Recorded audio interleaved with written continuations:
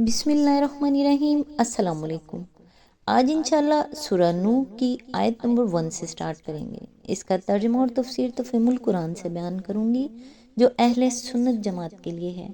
اس سورہ کا مختصر سا تعارف بیان کرتی ہوں۔ سورہ نوح قرآن مجید کی 71ویں سورت ہے، یعنی کہ 71، جو مکی سورت ہے۔ اس میں اللہ تعالیٰ نے حضرت نوح علیہ السلام کی طویل دعوت، ان کی مسلسل محنت، صبر اور قوم کی سرکشی کا ذکر فرمایا ہے۔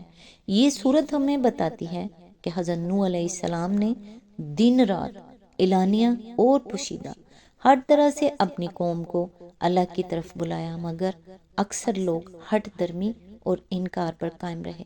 اس سورت میں قوم نوح کے گناہوں، بت پرستی اور نافرمانی کے انجام کو واضح کیا گیا ہے، اور یہ سبق دیا گیا ہے کہ اللہ کی نافرمانی اور حق سے روح گردانی آخر کار ہلاکت کا سبب بنتی ہے۔ ساتھ ہی یہ سورت ہمیں استغفار کی اہمیت، اللہ کی رحمت اور صبر و استقامت کے ساتھ حق کی دعوت دینے کا پیغام دیتی ہے۔ سورہ نوح ہر دور کے داعیوں کے لیے رہنمائی ہے کہ کامیابی کا معیار لوگوں کا مان لینا نہیں، بلکہ حق کا پیغام امانت کے ساتھ پہنچانا ہے اور انجام اللہ کے سپرد کرنا ہے۔ اس سورہ کی ٹوٹل آیات 28 ہیں اور یہ پارہ نمبر 29 میں ہے۔ تو آئیے سٹارٹ کرتے ہیں۔ اعوذ باللہ من الشیطان الرجیم، بسم اللہ الرحمن الرحیم۔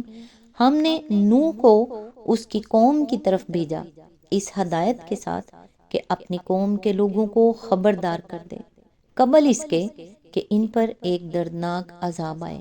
اس کی تفسیر ہے، یعنی ان کو اس بات سے آگاہ کر دے کہ جن گمراہیوں اور اخلاقی خرابیوں میں وہ مبتلا ہیں، وہ ان کو خدا کے عذاب کا مستحق بنا دیں گے اگر وہ ان سے باز نہ آئے، اور ان کو بتا دے کہ اس عذاب سے بچنے کے لیے انہیں کون سا راستہ اختیار کرنا چاہیے۔ آیت نمبر 2، اس نے کہا، اے میری قوم کے لوگوں، میں تمہارے لیے ایک صاف صاف خبردار کر دینے والا پیغمبر ہوں۔ آیت نمبر 3، تم کو آگاہ کرتا ہوں کہ اللہ کی بندگی کرو اور اس سے ڈرو اور میری اطاعت کرو۔ اس کی تفسیر ہے، یہ 3 باتیں تھیں جو حضرت نوح علیہ السلام نے اپنی رسالت کا آغاز کرتے ہوئے اپنی قوم کے سامنے پیش کی۔ ایک، اللہ کی بندگی، دوسرے تقوی، تیسرے رسول کی اطاعت۔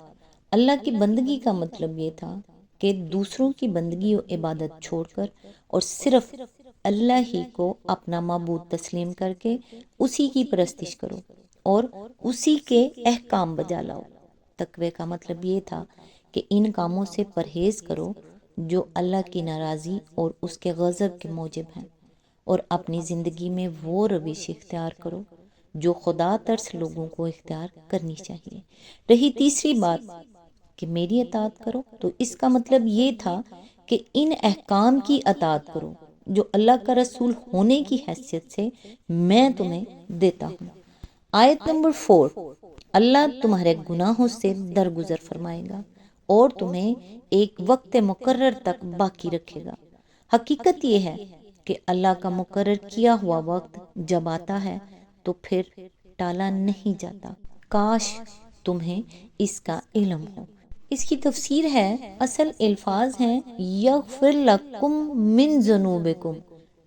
اس فقرے کا مطلب یہ نہیں ہے کہ اللہ تمہارے گناہوں میں سے بعض کو معاف کر دے گا، بلکہ اس کا صحیح مطلب یہ ہے کہ اگر تم ان 3 باتوں کو قبول کر لو جو تمہارے سامنے پیش کی جا رہی ہیں، تو اب تک جو گناہ تم کر چکے ہو ان سب سے وہ درگزر فرمائے گا۔ یہاں من تبعیض کے لیے نہیں بلکہ ان کے معنی میں ہے۔ اسی آیت کے ضمن میں آگے فرمایا، یعنی اگر تم نے یہ 3 باتیں مان لی تو تمہیں دنیا میں اس وقت تک جینے کی مہلت دے دی جائے گی جو اللہ تعالیٰ نے تمہاری طبعی موت کے لیے مقرر کیا ہے۔ اسی آیت کے ضمن میں آگے فرمایا، اس دوسرے وقت سے مراد وہ وقت ہے جو اللہ نے کسی قوم پر عذاب نازل کرنے کے لیے مقرر کر دیا ہو۔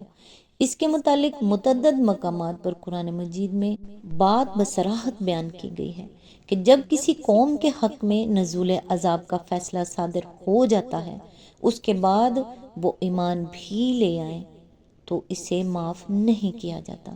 اسی آیت کے ضمن میں آگے فرمایا، یعنی اگر تمہیں یہ بات اچھی طرح معلوم ہو جائے کہ میرے ذریعے سے اللہ کا پیغام پہنچ جانے کے بعد اب جو وقت گزر رہا ہے یہ دراصل ایک مہلت ہے جو تمہیں ایمان لانے کے لیے دی جا رہی ہے، اور اس مہلت کی مدت ختم ہو جانے کے بعد پھر خدا کے عذاب سے بچنے کا کوئی امکان نہیں ہے، تو تم ایمان لانے میں جلدی کرو گے اور نزول عذاب کا وقت آنے تک اس کو ٹالتے نہ چلے جاؤ گے۔ آیت نمبر 5، اس نے عرض کیا، اے میرے رب، میں نے اپنی قوم کے لوگوں کو شب و روز پکارا۔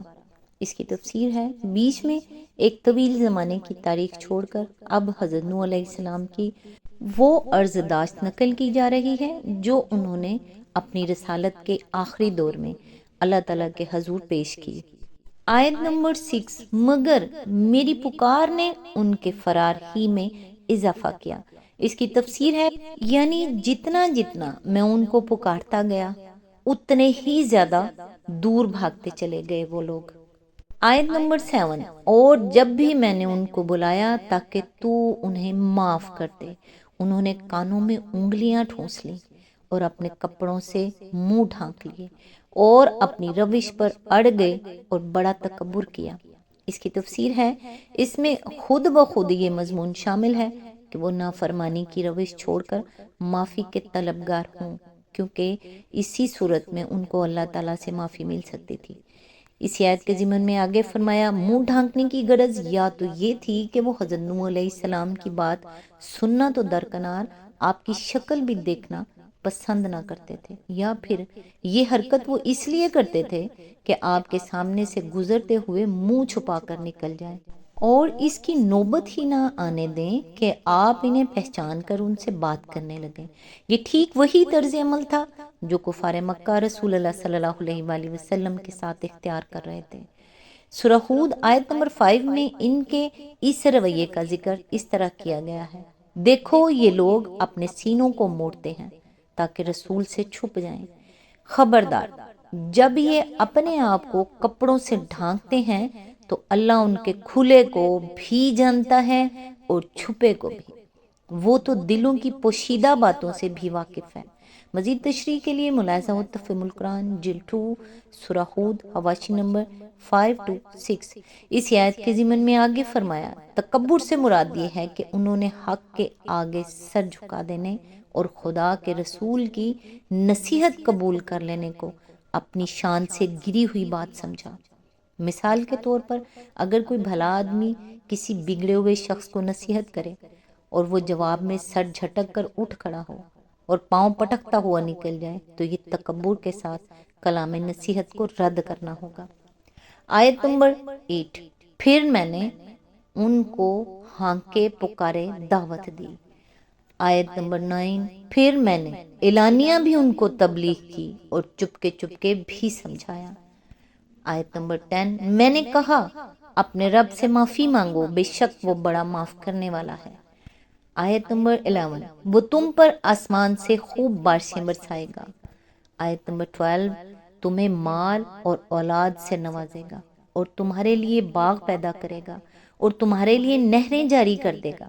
اس کی تفسیر ہے، یہ بات قرآن مجید میں متعدد مقامات پر بیان کی گئی ہے کہ خدا سے بغاوت کی روش صرف آخرت ہی میں نہیں دنیا میں بھی انسان کی زندگی کو تنگ کر دیتی ہے، اور اس کے برعکس اگر کوئی قوم نافرمانی کی بجائے ایمان و تقوی اور احکام الہی کی اطاعت کا طریقہ اختیار کر لے تو یہ آخرت ہی میں نافع نہیں ہے بلکہ دنیا میں بھی اس پر نعمتوں کی بارش ہونے لگتی ہے۔ سورۃ طٰہٰ میں ارشاد ہوا ہے، اور جو میرے ذکر سے منہ موڑے گا اس کے لیے دنیا میں تنگ زندگی ہوگی اور قیامت کے روز ہم اسے اندھا اٹھائیں گے۔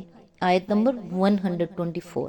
سورہ مائدہ میں فرمایا گیا ہے، اور اگر ان اہل کتاب نے تورات اور انجیل اور ان دوسری کتابوں کو قائم کیا ہوتا جو ان کے رب کی طرف سے ان کے پاس بھیجی گئی تھی، تو ان کے لیے اوپر سے رزق برستا اور نیچے سے ابلتا۔